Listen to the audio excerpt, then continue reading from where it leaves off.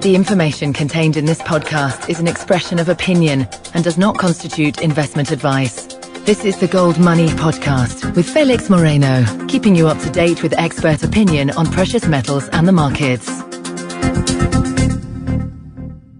Hello and welcome to the Gold Money Podcast. I'm Felix Moreno and I'm here today with Tuur Demeester, the author of a well-known investing newsletter titled Macro Trends, and also the author of an excellent report titled The Gloom of Central Banking. Hello, Tuur. Hello, Felix. Nice to be with you. We're living in very interesting times. You write about bank holidays, capital controls, bond crashes, and currency devaluations as potential dangers in the horizon. Do you think any of these dangers are really imminent? Well, I've been thinking about this for a long time, and I think in general we have to be aware of these kind of issues. If we live in a fractional reserve system, if we live in a system where banks can do credit expansion, so it's like it should be on any investor's radar at all times, I think. But I do think we are facing some imminent dangers, and I think the crux, the big change might occur when global financial policy starts making a shift from bailouts to bail-ins in the banks. Yes, we've already seen the first bail-in in Cyprus, and it's not uncoincidental that it's happened in a German election year. And it seems that they've retracted somewhat, but they did say that Cyprus was going to be the blueprint for any future bailouts, now bail-ins in the European Union. Do you think that's going to happen? Yeah, also Willem Buiter of, I believe, Citigroup talked about a template. We hear politicians also talking about the new type of policy, and it's quite easy to verify that this is actual financial policy when you look at the papers written specifically at the Financial Stability Board, which is recognized by the G20 as something like a financial government. They are the ones making the legislation, and so you can read that already in 2011 they were writing about this new policy that would replace too big to fail, and that's called the bail-in resolutions. And a resolution, what it means is a structured default of a bank. It's very different from a bailout, which is basically just keeping a bank alive by giving it just enough to survive for a while. In fact, people in Europe are a bit confused, in my opinion. They still think that the money they have in a deposit at a bank, in a current account, belongs to them. In European legislation, money held at the bank, at least under our current system, belongs to the bank, and it's a liability of the bank that they have to repay the depositors, but it's not something that they hold in custody. No, exactly, and this is there's jurisprudence going back to the 19th century that confirms this, and so that proves that yes, this fractional reserve banking is really embedded very deeply into the system, and in that structure, the depositor is worst off whenever there's a bankruptcy, and whenever the policy makers decide that they don't want systemic disruption, which is exactly what the Financial Stability Board is saying. They don't want contagion. They don't want this systemic disruption. Then the easiest persons to abuse, so to speak, is the depositor. So they will be wiped out, I believe, in the end, just like we saw happen in so many crises before this, but right now also in Cyprus. Well, in some countries, in Cyprus, the deposits were a particular worry because there weren't that many bondholders to take a hit. But in other countries like Spain or Portugal or even France, there are quite a large amount of outstanding bonds that bail-ins could target before they hit depositors. Yeah, that's the thing, that you don't know, like how hot or how much hotness and how much coldness do these policymakers want to blow before they make their actual decisions.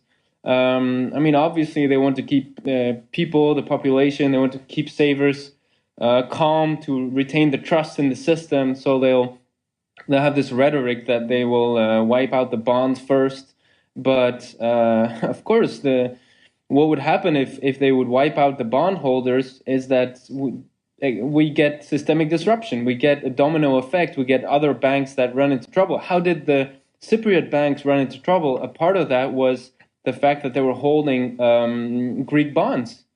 So exactly, what will happen if we wipe out Spanish bond, for example? I don't know. I think a lot of. I can tell you one direct effect. The Spanish pension fund, the public pension fund, is currently 97% invested in Spanish sovereign bonds. So the repercussions would be fairly large. Yeah, no, it's like in a way they are by keeping on postponing the inevitable, they're making the eventual collapse all the worse. We're seeing this like under the table nationalization of pension funds, and that means that once the bond collapse does come, that the avalanche will be all the greater, and the pension holders, maybe if in a system where they would hold some stocks or some other assets, they would have at least something left. But if you're 97% in invested in the promises of basically an insolvent government, then I don't think there's going to be anything left. Nevertheless, the question of timing is always important. And right now we're seeing monetary expansion really kicking into high gear in both the US with QE forever and also in Japan. Japan's promised to achieve inflation at all costs. Do you think that these two currencies are in more danger than the euro, for instance? Yeah, it's hard to say. I think my thinking has always been that the U.S. dollar would be one of the later ones to face a demise because it's the world reserve currency, because they can export a lot of debt still, despite of course the Asian resistance against this lately. And then before that, is it going to be the British pound? Is it going to be the yen? Is it going to be the euro? I think that what we see now with the yen, with the interest rates on 10-year government bonds going up from 0.5% to 1%, I think this may be the start of a global phenomenon whereby we see the rise of these generation low interest rates. So in that sense, maybe the yen, maybe it will be the first one to go. Also because it seems like they're increasingly isolated, whereas it seems that the UK perhaps is more connected, and because a crash of the UK might have much larger reverberations throughout the West than maybe a crash of Japan. So maybe there's less goodwill left to try and save the yen, because what usually happens with right before a devaluation is that the central bank starts noticing that they don't have enough foreign currencies to keep on defending the value of the national currency. That's what happened, for example, in the USSR in the late 90s. They didn't have any dollars left in the treasury, and so they couldn't defend the par or the float of the parity ruble against the dollar. So eventually they did get some kind of bailout, but it wasn't enough, and there was a panic, and then they just had to devalue and devalue and devalue, and then you get hyperinflation. So my hunch would be that the Japan would be first, perhaps. I don't know if I agree with you that Japan would be first, but I agree with you completely that the US dollar will probably be the last one to fall, because inertia, momentum is such a big force in human events that it really takes people a lot to wake up to the idea, to realize that things have changed, and that the US dollar is no longer either linked to gold as it was before 1971, or backed by sound central banking, if there can be such a thing. Right, and so many people in so many countries are using the dollar as some kind of gold standard. For them, it's a lot better than their national currency, like in Latin America and in other parts of the world. So a lot would have to happen before people start distrusting their dollar, and often it's dollar notes. Often it's cash dollars.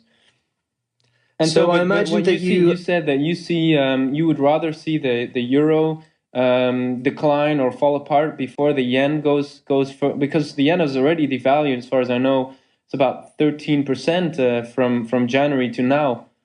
Well, it's not a matter of preference. You understand that? Sure. I would rather not see the euro fall. I'm just saying that the dangers of it falling. I'm not so sure that the euro or even the British pound are going to be later to the race than Japan, but Right. We'll see. Right. So moving to the solutions, as I like to call it. First, the immediate solutions. How do people protect themselves from all this turmoil? And then eventually the final, not the final, but the solutions to actually provide an alternative which is not so unstable as the current system. So I imagine you advise your newsletter readers to invest in precious metals. Yeah, absolutely. Because my thinking is that in a scenario of a meltdown, if you look back in history, what are the asset classes that perform best? Those are the asset classes that are most liquid. People are panicking. They're afraid of further capital controls. So they want something that's easily saleable in an international context. They want something that because they don't know what tomorrow is going to bring. So they want something that can be easily divided into different pieces. So you can maybe sell a little piece, and that's sometimes problematic with real estate, for example. So liquidity is very important. But then, of course, you want to be careful not to be trapped in the local currency because that's obviously going to take a hit. And then also, I think what people look for is they avoid third-party risk because there's a big risk of bankruptcies in local companies, in banks, and also in governments. So it's tricky to invest in the promises of a third party. And that's why people tend to gravitate historically towards precious metals. And so, it is still an important part of my own savings, and I keep recommending it. And then, of course, I think Bitcoin is also a very interesting investment in that regards because it has some qualities that even supersede those of gold, especially in terms of flexibility, liquidity, the fact that it's non-geographical, those kind of things. So I'm very, very strongly recommending and investing myself in hard money.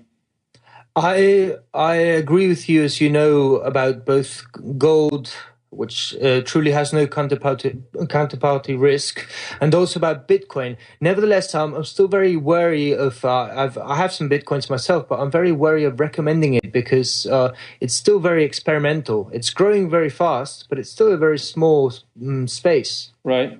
No, that's absolutely true. I mean, it was the protocol was first introduced to the world in 2009, and that's like 4 years ago. So obviously it is very, very young. On the other hand, you could say that a lot of hackers have looked into it, and the prize money has gone up substantially. I mean, there's Bitcoin accounts that have way over $10 million worth of Bitcoin. So any hacker out there that is willing to give it a go has had a chance by now. So I think the protocol has proven itself to be resilient, to be strong. And also the potential upside is enormous. So that's why I think I don't have a problem recommending it. I don't recommend people going all into Bitcoin, but I think that even a small investment in Bitcoin can have very substantial rewards. Like the subscribers that followed my advice and the ones that put in, say, 1% of their assets into Bitcoin when I recommended it in January 2012, well, they have now around 25%. It's risen over 20-fold. Mm-hmm. And the risk was very, very low. And I think because we're in a parabolic uptrend in the price, I think there's similar upside potential for people that invest maybe just 1% today. Right. So I see that you're being more conservative than I thought. You are, as I am, very, very optimistic about the potential of Bitcoin, but obviously it's not something you should put your life savings into right now. Well, there are no, still many risks. I would recommend that, but I would say, like, depending on your own risk profile, I would say somewhere between 1 and 10%. And maybe the younger you are, maybe the more you want to expose yourself to this technology, because I really think that cryptocurrencies are here to stay, and then it's only a matter of time to figure out, well, is it going to be Bitcoin or is it going to be another one? But I think there's a whole community that's extremely active around Bitcoin, so I don't see it die from one day to another.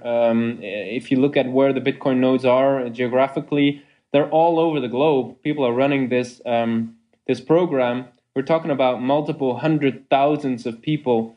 So I really don't see it die very quickly. And that's why I feel more comfortable in Bitcoin than in a lot of other, well, I wouldn't say other, but let's say in a lot of other virtual currencies. And with that, I mean specifically the fiat currencies. Exactly, because let's go a bit into the detail of it. You've already talked about fractional reserve banking, but please explain how Bitcoin is different from central bank-controlled monopoly fiat money. Right. Well, you've kind of said it in a way in asking me about the contrast, because it's not centrally controlled. Bitcoin is just a protocol. You install it on your computer if you want to, or you make use of the network by just buying some, and then whenever you're selling some, you will connect to the network, and then that transaction is distributed, and everybody will take note of what's happening. So it's not central. The European Central Bank, they've also explicitly admitted this, that there are no assets to be confiscated. There are no assets to be controlled with which they can take over the control of the network. Different from, for example, e-gold, what we saw in the early 2000s. Somebody that tried to back a virtual currency by gold, his assets got confiscated. So the big strength of Bitcoin is exactly that. What a lot of people are worried about, namely the fact that it's not backed by something physical. Exactly. That's a very important factor. But also, in your report, The Gloom of Central Banking, you explain that central bank and central banking systems, they have a purpose. There's a reason why they're set up. And they're not set up because it's the most logical way to manage money or to make money exist. They're set up because they benefit people. How does fiat money benefit certain groups at the expense of others? Right, yeah. Central banking, I mean, always if you want to understand the purpose of an institution, I think it's important to look back into history and to see, well, why did it emerge and what was the reasoning behind the people that started this institution. And so when I look at central banking, I see kind of three important functions that it tends to have. First of all, it's the defense of the monopoly of fiat money. And fiat money, what it means is the ECB defines it themselves as any legal tender designated and issued by a central authority. So basically, they're defending the national currency. Also, the function of central banking is to kind of keep the fractional reserve banking system going, because the central bank is always known as the lender of last resort. Whenever there's a bank that gets into trouble because they can't keep their promises, they can always go to the sugar daddy, so to speak, and ask for a bailout. That has always been the function of central banks. And then finally, also, what it does is it institutionalizes seigniorage. And seigniorage basically, originally it was defined as, well, the king said, I've kind of monopolized this mint. I'm now minting my own coin, but there's some costs involved with that, and I need to be reimbursed. I need some to get some money back. That was the original excuse. But basically, what it is money printing. It's the privilege that the king had, and now the central banks have to create money out of thin air to fund their own operations, but then also to do a lot more. And obviously, governments are very interested in this practice. And funnily enough, that was exactly what worried central banks initially about the emergence of new e-money, new virtual currency in the marketplace. They were worried that their own seigniorage revenues, their own money printing revenues would be diminished. Yeah, so basically the main beneficiaries of fiat money are banks who receive the bailouts and governments who receive cheap funding and basically can institute a tax on money. But who pays? Who's the one? Who are the people most hurt by this? Well, it's the savers. However you look at it, it's people that put money in the bank. They have the risk that their bank will not be bailed out and will go bankrupt. They have fiat money, even if when it's under their mattress and not in the bank, they're subject to inflation tax. So however you look at it, it's the people that are on the bottom of the financial chain of money. They're the ones that are the last ones to receive the fiat money. They experience most of the inflation at the benefit of the people that are the first ones to receive the fresh money coming from the central bank. And those are the private banks, the governments, because they get fiat money in return for bonds that they sell to central banks. Just look at the balance sheets of central banks. They're exploding. They're full. They're stuffed with these government bonds, basically promises from governments. And that's what I think is so exciting about Bitcoin, also about gold, is that it's money that rewards saving. So for the first time, we have people that have, specifically with Bitcoin, you see that the young people that get involved, they're incredibly motivated to start saving and to build something for themselves, and maybe to later start a business or build a factory, and that's how the economy is going to be rebuilt. It's not going to be rebuilt by people going deeper and deeper into debt. Exactly. Savings and capital accumulation. You've just come back from Argentina, where we were recently, and there the dangers of fiat money were especially graphic. Can you tell us a bit about how people there on the streets suffer from runaway inflation and things like this? It's a tragedy. And it's been going on for a while, but it's becoming increasingly difficult since the most harsh capital controls started kicking in early 2012, and on a daily basis, what people are seeing is that they are completely not rewarded for saving. So they try to get rid of their money. The farmers, for example, Argentina is a powerhouse for soybeans specifically. So the farmers were actually making a lot of money despite the taxes. The taxes are very high on farming. And so they've been trying to hide their savings into the local market. They couldn't do it in fiat, so they decided to buy real estate. And that's why real estate prices, despite the economy not being very well, have risen a lot. And what we're seeing now is that the real estate market is freezing up.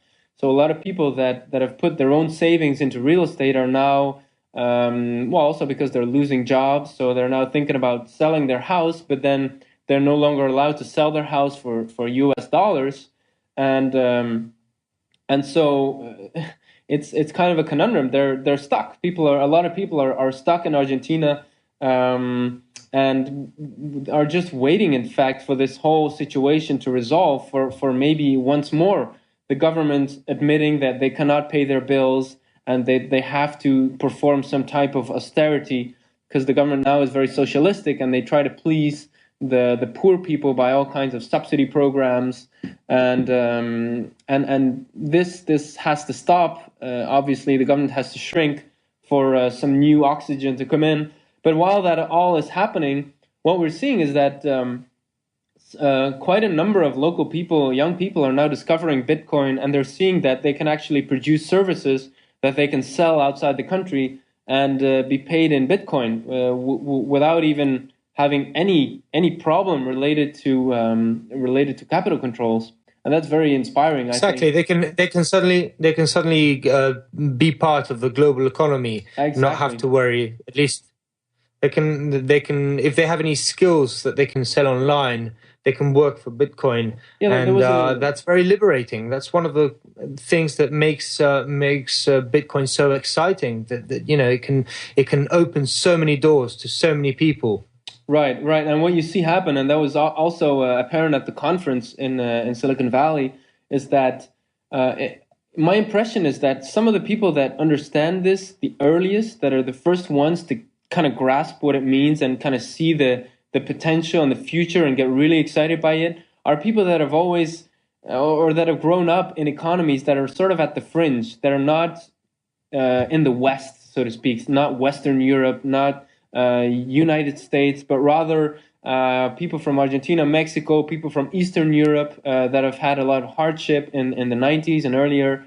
They're the first ones to get it. And because the barrier of entry is so low with Bitcoin, they're actually, quite a number of them are actually the ones that are building successful companies that are involved in Bitcoin mining, that are the first ones to start building up this infrastructure that's needed to make Bitcoin even more accessible to the general population.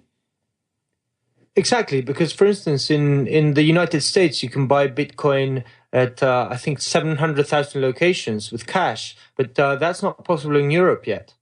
Not that I know. No, it's a bit more fragmented. The scene in Europe. There is Bitcoin.de. They're doing a good job getting buyers and sellers in touch with each other. There's Bitstamp, who's active in Slovenia.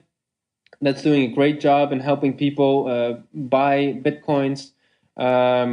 But now, I mean, there's technology that can be deployed globally. There's people working on payments, Bitcoin payments with cell phones. So via SMS, for example, there is Bitcoin ATMs. There's Bitcoin vending machines. So there's a lot of technology that can be deployed globally, and I think we'll see that happen over time. It's a bit the question is a bit, how are the regulators going to deal with it? And, exactly. I wanted to get to that. Because obviously in your report you referenced that ECB report on virtual currency schemes, and one of the main questions in our mind, both for gold and for Bitcoin and for anything that defies the fiat money monopoly, is how are the monopolists, how are the central bankers going to react? Are they going to allow us to try and save a bit of our money, or are they going to try and ban it all? And if they do, how are they going to do it? And you mentioned before e-gold. We've also seen the Liberty Reserve closed down recently, and we saw the Liberty Dollar closed a few years ago. Do you think that Bitcoin is going to be able to withstand these kinds of attacks? Well, I think a great analogy and a great lesson for everybody involved is to look at what happened with file exchange over the internet. We saw it as a trend in the early 2000s start emerge. There were some companies that became famous and much used, like Napster, for example. And there was a big witch hunt to go after these companies, and a lot of them did actually have to stop doing business, but that only challenged the market to come up with solutions that were more decentralized, more discreet. And what you see today is that despite the whole witch hunt and despite all the threats and the prosecutions, 10% of the internet traffic is torrents. So it is the file exchange that the government have been trying to eradicate. 10% of the global internet traffic is actually exactly this. So I think something similar can happen with Bitcoin, in that, of course, people will be afraid in the beginning when they start going after Mt. Gox, which I think in a kind of covert way already happening, when they start going after specifically the exchanges, because that's, it's any transaction in a Bitcoin exchange is 50% involved with the traditional banking system, and that's controlled by the authorities. So it's obvious that this is, and that's also what they say in the ECB report, this is the most likely place to start regulating and controlling. But I think they do realize that they can't. What would happen is you'd get the Barbara Streisand effect, when the government would say, we don't want anyone to use Bitcoin anywhere. And by the way, people always talk about the government, but we have 200 governments in the world, and they have all different incentives and different motivations and different grudges. So if the US government would come out and say, we don't want anyone to use Bitcoin, maybe China will come to the fore and say, "Oh, come to us, we love it," or whatever. And in any way, I think the Barbara Streisand effect would play, and that's, I don't know if you're familiar, but when there was a picture coming online, published online somewhere, of Barbara Streisand's own personal home, she started litigating, and she started demanding that this picture be taken down. And the result was only that the entire internet knew about this story and saw the picture. So she achieved exactly the opposite of what she's trying to do. So what I think is actually happening now is we see authorities trying to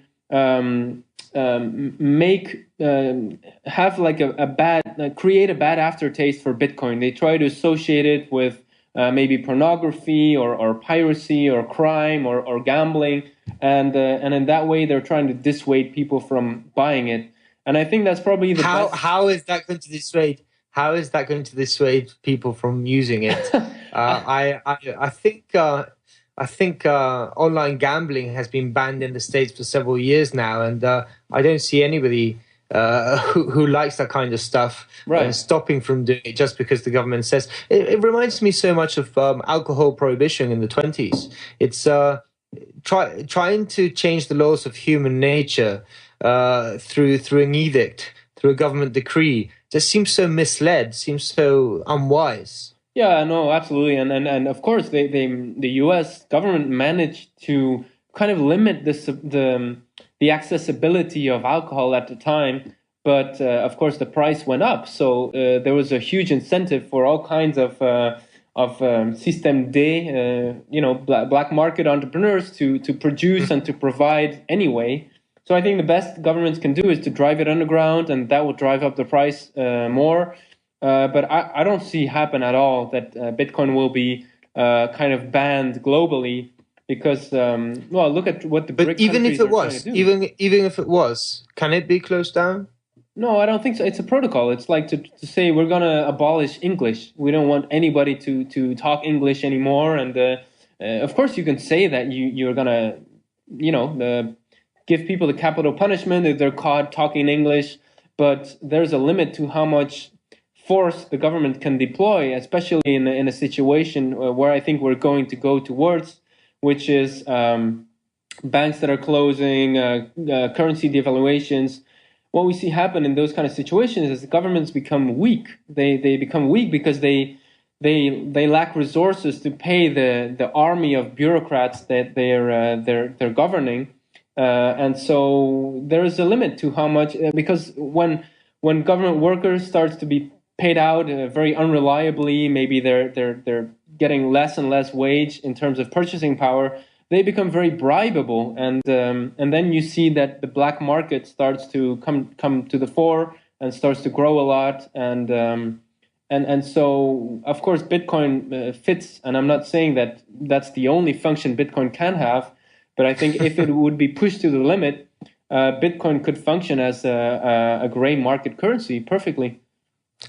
Nevertheless, I hope that there are a few governments enlightened enough to try and harness the technological revolution. Yeah, and, I think there will be. And think of the future instead of trying to block it out. As I agree with you, it can't be stopped. It's like free speech. You can try and ban the printing press as much as you want, but once people realize that they can write whatever they want online, they can talk to each other all over the world. It's very difficult to shut it down. You have to become North Korea, or to take another example, if you want to ban the English language, you'd have to institute a sort of 1984 type regime in which you have newspeak and have people censoring every single thing that's written everywhere and trying to force people into a certain mold. It's very hard to do. I've always thought that technological people are very, very hard to enslave. Right. And I think Bitcoin is just a symptom of that. And the Arab revolutions, Twitter, social media, just shows that, you can't control people once they have enough means to communicate and to... and also, it's just too cool, I mean, it's just once you start using Bitcoin, it's just too much fun and you just don't want to let go. I mean, there's a kind of a fun factor and a kind of like ease of doing things. Like once you start using email, you don't want to go back and write all your, cut chunk and get the copy machine to reproduce if you want to send a message to many people and pay all the stamps and whatnot. Yeah. So I think there's really like it's hard, and also it's very hard for the current authorities to regain the moral high ground after what we saw happen in 2008 already. We've seen all these egregious financial crimes. Basically, they're not being prosecuted, and they're all these bonuses are still, so the profits are privatized and the costs are socialized, and the population is kind of like there's an inertia, but still people know what's going on, and so it's going to be very hard for these authorities to regain the moral high ground and to say, oh, Bitcoin is evil because look at these hackers and they're sending money across the globe and who knows what they're doing. And so I really think that it's going to be a very, very hard story to sell. And that's what politicians always have to do. They have to sell a story that's somehow believable. And then they can try and steer evolutions a little bit. But I don't know. I think this is too exciting. And also I think the young generation, that once they get... once they're used to Bitcoin, they won't go back. They won't want to go back to the old, very expensive, very bureaucratic, very slow way of doing banking. If you look at it now from the perspective of Bitcoin, then you realize how incredibly bureaucratic and slow it is, even if it functions. Exactly. So on that very optimistic point, because I see that you're very excited as I am about the future of gold, the future of cryptocurrencies, and the future of freedom, after all, because it's freedom of speech and being able to control your own life and your own property.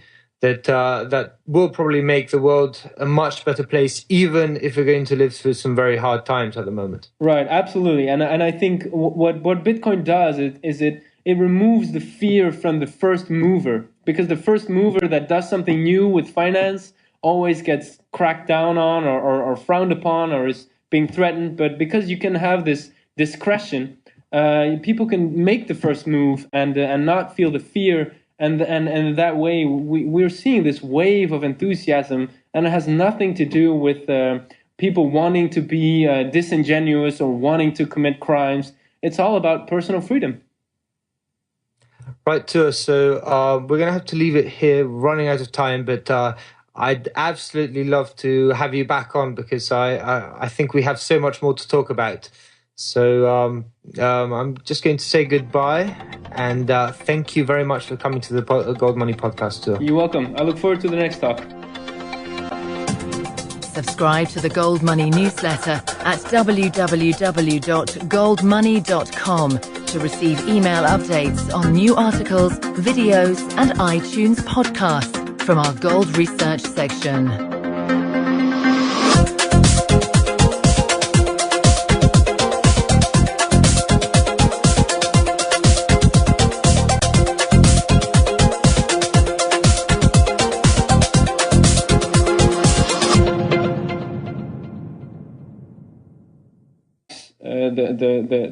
The big change might occur when global financial policy starts making a shift from bailouts to bail-ins in the banks. Yes, we've already seen the first. Bail-in in Cyprus, and it's not uncoincidental that it's happened in a German election year. And it seems that they've retracted somewhat, but they did say that Cyprus was going to be the blueprint for any future bailouts, now bail-ins in the European Union. Do you think that's going to happen? Yeah, also Willem Buiter of, I believe, Citigroup talked about a template. We hear politicians also talking about the new type of policy, and it's quite easy to verify that this is actual financial policy when you look at the papers written specifically at the Financial Stability Board, which is recognized by the G20 as something like a financial government. They are the ones making the legislation, and so you can read that already in 2011 they were writing about this new policy that would replace too big to fail, and that's called the bail-in resolutions. And a resolution, what it means. So Exactly. what will happen if we wipe out Spanish bond, for example? I don't know. I think a lot of. I can tell you one direct effect. The Spanish pension fund, the public pension fund, is currently 97% invested in Spanish sovereign bonds. So the repercussions would be fairly large. Yeah, no, it's like in a way they are by keeping on postponing the inevitable, they're making the eventual collapse all the worse. We're seeing this like under the table nationalization of pension funds, and that means that once the bond collapse does come, that the avalanche will be all the greater, and the pension holders, maybe if in a system where they would hold some stocks or some other assets, they would have at least something left. But if you're 97% in invested in the promises of basically an insolvent government, then I don't think there's going to be anything left. Nevertheless, the question of timing is always important. And right now we're seeing monetary expansion really kicking into high gear in both the US with QE forever and also in Japan. Japan's promised to achieve inflation as well. There's a structured default of a bank. It's very different from a bailout, which is basically just keeping a bank alive by giving it just enough to survive for a while. In fact, people in Europe are a bit confused, in my opinion. They still think that the money they have in deposit at a bank, in a current account, belongs to them. In European legislation, money held at the bank, at least under our current system, belongs to the bank. And it's a liability of the bank that they have to repay the depositors, but it's not something that they hold in custody. No, exactly. And this is there's jurisprudence going back to the 19th century that confirms this, and so that proves that yes, this fractional reserve banking is really embedded very deeply into the system, and in that structure, the depositor is worst off whenever there's a bankruptcy, and whenever the policy makers decide that they don't want systemic disruption, which is exactly what the Financial Stability Board is saying. They don't want contagion. They don't want this systemic disruption. Then the easiest persons to abuse, so to speak, is the depositor. So they will be wiped out, I believe, in the end, just like we saw happen in so many crises before this, but right now also in Cyprus. Well, in some countries, in Cyprus, the deposits were a particular worry because there weren't that many bondholders to take a hit. But in other countries like Spain or Portugal or even France, there are quite a large amount of outstanding bonds that bail-ins could target before they hit depositors. Yeah, that's the thing, that you don't know, like how hot or how much hotness and how much coldness do these policymakers want to blow before they make their actual decisions. I mean, obviously they want to keep people, the population, they want to keep savers calm, to retain the trust in the system. So they'll have this rhetoric that they will wipe out the bonds first. But of course, what would happen if they would wipe out the bondholders is that we get systemic disruption. We get a domino effect. We get other banks that run into trouble. How did the Cypriot banks run into trouble? A part of that was the fact that they were holding Greek bonds. The information contained in this podcast is an expression of opinion and does not constitute investment advice. This is the Gold Money Podcast with Felix Moreno, keeping you up to date with expert opinion on precious metals and the markets.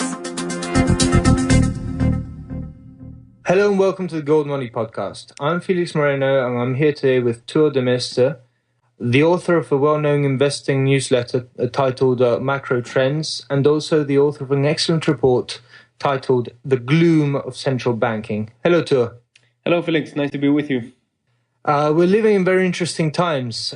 You write about bank holidays, capital controls, bond crashes, and currency devaluations as potential dangers in the horizon. Do you think any of these dangers are really imminent?